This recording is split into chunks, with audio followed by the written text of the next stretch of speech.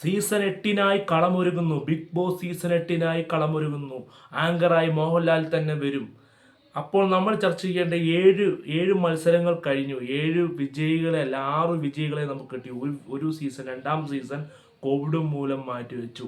ഈ 6 സീസണിലും വിജയികൾ അർഹരായിരുന്നു. PR വർക്കും മറ്റും അല്ല ഏഷ്യാനിൻ്റെ സപ്പോർട്ടൊക്കെ കൊണ്ടാണോ വിജയിച്ചത്? ഈ 6 സീസണിൽ നിങ്ങൾക്കും എനിക്കും അല്ലെങ്കിൽ പ്രേക്ഷകർക്കും കൂടുതൽ ഇഷ്ടപ്പെട്ട വിജയ് ആരാണ്? ഞാൻ ഈ പറഞ്ഞിരിക്കുന്ന പേരുകളെല്ലാം നിങ്ങളൊന്ന് പരിശോധിച്ച് നോക്കും. ഒന്ന് സാബുമോൻ. ഫസ്റ്റ് സീസണിൽ നമ്മൾ വിജയായ സാബുമോനാണ്. സാബുമോൻ കഴിഞ്ഞാൽ രണ്ടാം സീസണാണ് വിജയ് ഇല്ല. കാരണം ആ സീസൺ കോവിഡ് മുഖാന്തരം നിർത്തിവെച്ചു. രജിസാറൊക്കെ മത്സരിച്ച സീസൺ.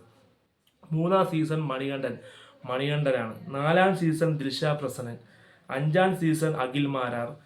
ആറാം സീസൺ ജിൻഡോ ബോഡി ബിൽഡർ. ഏഴാം സീസണാണ് അനുമോൾ RS. ഇതിനകത്ത് ഓരോരുത്തരുടെ കാര്യം നമ്മൾ എടുക്കുകയാണെങ്കിൽ ഒന്നാമത്തെ നമ്മൾ സാബുമോൻ എടുത്തു കഴിഞ്ഞാൽ സാബുമോൻ ഫസ്റ്റ് സെലിബ്രിറ്റികളെ കൂടുതൽ ഉൾക്കൊള്ളിച്ചുകൊണ്ടുള്ള സീസണായിരുന്നു. ആദ്യ സീസണിൽ വിജയ് തൻ്റെ ബുദ്ധിപരമായ നീക്കങ്ങൾ കൊണ്ടും തന്ത്രപരമായ ഇടപെടൽ കൊണ്ടും പെരുമാറ്റങ്ങൾ കൊണ്ടുമാണ് അദ്ദേഹത്തിൻ്റെ ദേഷ്യങ്ങളായാലും അദ്ദേഹത്തിൻ്റെ ആങ്കറി സ്റ്റൈലുകളായാലും ഒക്കെ കൊണ്ടാണ് അദ്ദേഹം വിജയമായത്. അദ്ദേഹം ആരുടെയും സപ്പോർട്ടില്ല. അന്ന് PR വർക്കൊന്നും ഈ ബിഗ് ബോസ് സീസണുകളിൽ വരാൻ തുടങ്ങി. കാരണം ഫസ്റ്റ് സീസണാണ്. അപ്പോൾ ബിഗ് ബോസിലെ ഏറ്റവും നല്ലൊരു വിജയികളിൽ ഒരാളായി സാബുമോനെ നമുക്ക് കണക്കാക്കാം. രണ്ടാമത് നമുക്ക് ഉറപ്പായിരുന്നു രജിസാർ വിജയ്. കാരണം അത്രയ്ക്ക് സപ്പോർട്ട്. ഞാൻ യഥാർത്ഥത്തിൽ ബിഗ് ബോസ് കാണാൻ തുടങ്ങിയത് തന്നെ രജിസാറിൻ്റെ ഈ മത്സരം കണ്ടാണ്. അപ്പോഴാണ് ഒന്നാം സീസണൊക്കെ ഇരുന്ന് കാണാൻ തുടങ്ങിയത്. അപ്പം രജിസാറിൻ്റെ ആ മത്സരം ആ സീസൺ പക്ഷേ കോവിഡ് മൂലം റദ്ദാക്കി. രജിസാർ കണ്ണിൽ മുളക് തേച്ച് പെൺകുട്ടിയെ മുളക് തേച്ച് എന്നുള്ള വിഷയമൊക്കെ ഉണ്ടായത്. മൂന്നാം സീസണാണ് നമ്മുടെ കായംകുളം കൊച്ചുണ്ണിയായി നമ്മുടെ മനസ്സുകളിൽ ഹൃദയങ്ങളിൽ വന്ന് കൂടിയ മണികണ്ഠൻ മത്സരിക്കുന്നത്. പക്ഷേ മണികണ്ഠൻ വിജയിക്കാൻ അദ്ദേഹത്തിൻ്റെ താരമൂല്യമാണോ അദ്ദേഹം വിജയാണെന്ന് ഫസ്റ്റ് തുടക്കം പോലെ നമ്മൾ വെച്ചിരുന്നു. അത് തന്നെയല്ലേ അവസാനം വന്നു ചേർന്നത്. അല്ല അദ്ദേഹത്തിൻ്റെ ശൈലി കൊണ്ടോ അല്ലെ അദ്ദേഹത്തിൻ്റെ വോട്ടിംഗ് പ്രസൻറ്റ് കൂടി കാണും. അദ്ദേഹം ഒരു താരമാണ് കൊച്ചുണ്ണി എന്ന സീരിയൽ കൂടെ ഒക്കെ വന്നുകൊണ്ട്. പിന്നെ നാലാം സീസൺ ഭയങ്കര സീസണ്. ഏറ്റവും ബിഗ് ബോസിൽ വിജയാവേണ്ട ആളും ബിഗ് ബോസിൽ ഏറ്റവും വലിയ താരമൂല്യമുള്ള ആളുമായി മാറിയ ബിഗ് ബോസിലെ ഏറ്റവും വലിയ മത്സരം നടന്ന റോബിൻ രാധാകൃഷ്ണൻ മത്സരിച്ച സീസൺ. പക്ഷേ റോബിൻ രാധാകൃഷ്ണൻ കുറച്ച് നേരത്തെ എന്ന് പറഞ്ഞാൽ സീസൺ അവസാനത്തിന് നേരത്തെ തന്നെ അതിൽ നിന്ന് പുറത്തു പോകേണ്ട വന്നു. അടിക്കുകയൊക്കെ ചെയ്ത് പ്രിസിഡൻ്റൊക്കെ ചെയ്ത് വിഷയമായി.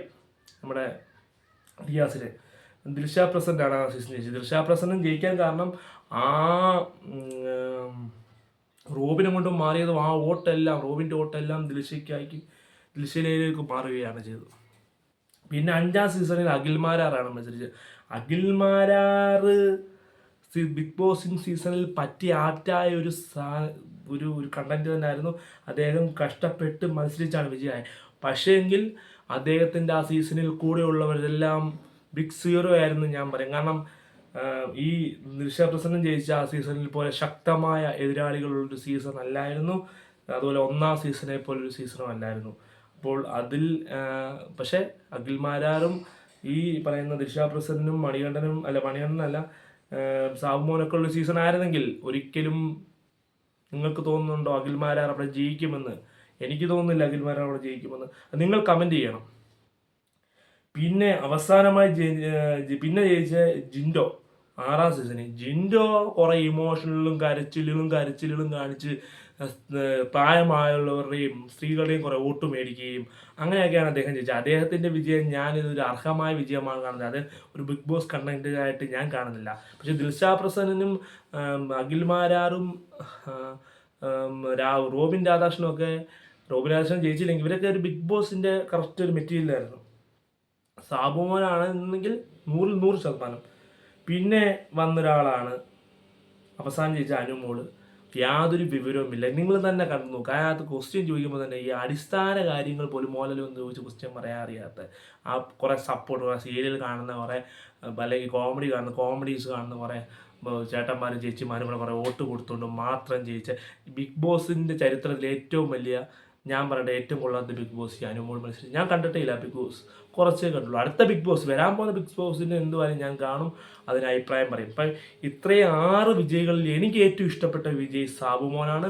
സാബുമോൻ സീസൺ മൊത്തം ഞാൻ വീഡിയോ ഇരുന്ന് കണ്ടതാണ്. പക്ഷേ സാബുമോൻ്റെ ഒന്നാം സീസൺ ഞാൻ കണ്ടില്ലായിരുന്നു. പക്ഷേ ആ സീസൺ കണ്ടതുകൊണ്ട് പറയാം, സാബുമോനാണ് ഏറ്റവും കഷ്ടപ്പെട്ട് ഏറ്റവും കറക്റ്റായിട്ട് വിജയിച്ചത്. അഖിൽമാരാരും അതേപോലെ ആണെങ്കിലും അഖിൽമാരാൻ്റെ സീസണിൽ ബാക്കിയുള്ള മത്സരാർത്ഥികൾ ബിഗ് സീറോ ആയിരുന്നു.